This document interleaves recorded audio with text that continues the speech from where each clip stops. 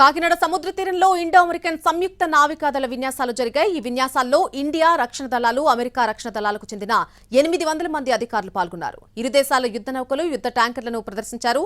సముద్ర మార్గం ద్వారా శత్రువులు దాడి చేస్తే ఎలా ఎదుర్కోవాలి అనే దానిపై విన్యాసాలు నిర్వహించారు.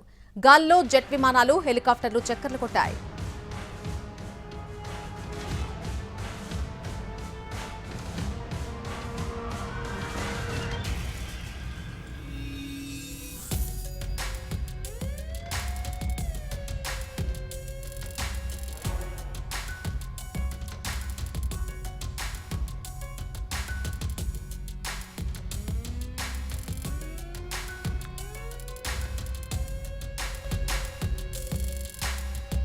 ఇండో అమెరికా నౌకాదళ విన్యాసాలు ఆకట్టుకుంటున్నాయి. తుఫానులు కావచ్చు, అదేవిధంగా సునామీలు, ఇతర ప్రమాదకర పరిస్థితులు వస్తే ఏ విధంగా ఎదుర్కోవాలని కూడా ఇండో అమెరికాకు సంబంధించిన ఇండియన్ నేవీ అధికారులు దీనికి సంబంధించి విన్యాసాలు చేస్తున్నారు. గత ఈ నెల 25 నుంచి కూడా కాకినాడ బీచ్ రోడ్లో ఈ కార్యక్రమాలు జరుగుతున్నాయి.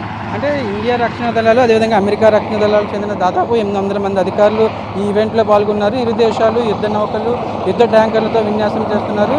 దేశ రక్షణ, సముద్ర మార్గం ద్వారా శత్రువులు అటాక్ చేస్తే ఎలా ఎదుర్కోవాలి అనే దానిపై విన్యాసాలు జరుగుతున్నాయి. ఈ నెల 31 వరకు కూడా ఈ విన్యాసాలు జరుగుతాయి. అంటే కథన రంగం, కాకినాడ తీరం అంతా కూడా కథన రంగంగా మారింది. ఇండియాకు, అదేవిధంగా అమెరికాకు చెందిన నేవీ, అదేవిధంగా అధికారులు అందరూ కూడా పాల్గొనే సిచ్యువేషన్. దానికి సంబంధించి సముద్ర మార్గం నుంచి భారత భూభాగంలోకి శత్రు సైన్యం చొచ్చుకొస్తే, ఉగ్రవాదులు దాడులు చేస్తే ఏ విధంగా ఎదుర్కోవాలని కూడా పూర్తి స్థాయిలో వాటిని కట్టడి చేసే లక్ష్యంగానే ఈ ఈవెంట్ జరుగుతుంది. మొత్తం అమెరికా రక్షణ దళాలు, ఇండియా రక్షణ దళాలు సంయుక్త విన్యాసాల కార్యక్రమం జరుగుతున్న సిచ్యువేషన్. మొత్తం దాదాపు 800 మంది, ఇటు ఇండియా కావచ్చు, అదేవిధంగా మరోవైపు అమెరికాకు చెందిన సంయుక్త విన్యాసాలు కాకినాడ తీరంలో జరుగుతున్నాయి. అంటే మొత్తం టైగర్ ట్రయాంప్ 2020 పేరుతో ఈ విన్యాసాలు జరుగుతున్నాయి. దీనికి సంబంధించి కూడా దీనికి కాకినాడ సీపేజ్లో విన్యాసాలు నిర్వహిస్తున్నారు. రెండు దేశాల రక్షణ దళాలు సామర్థ్యాలు మెరుగుపరిచే విధంగా ఈ విన్యాసాలు సాగుతున్నాయి. అంటే మొత్తం ఒకవేళ సునామీ కానీ, అదేవిధంగా తుఫాన్లు వంటి విపత్కర పరిస్థితులు వస్తే ఏ విధంగా ఎదుర్కోవాలి, అదేవిధంగా అక్కడి నుంచి ఇటు జనాల్ని ఏ విధంగా తరలించాలి అనే అంశంపై ఒకవైపున శిక్షణ ఇస్తూనే దానికి సంబంధించి ట్రయల్ రన్స్ జరుగుతున్నాయి.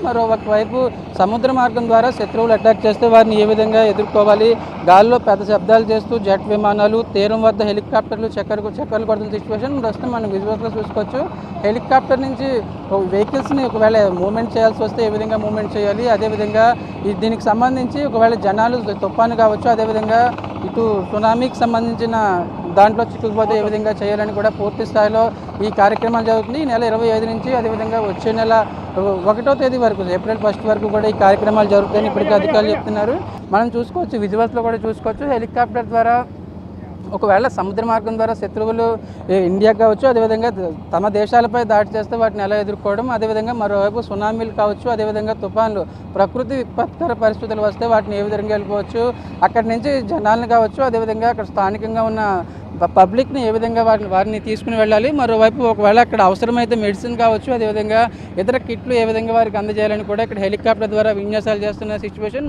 మొత్తం మనం చూసుకున్నట్లయితే ఈ నెల 25 నుంచి కూడా మొత్తం దాదాపు 6 రోజుల పాటు ఈ కార్యక్రమం జరుగుతుంది.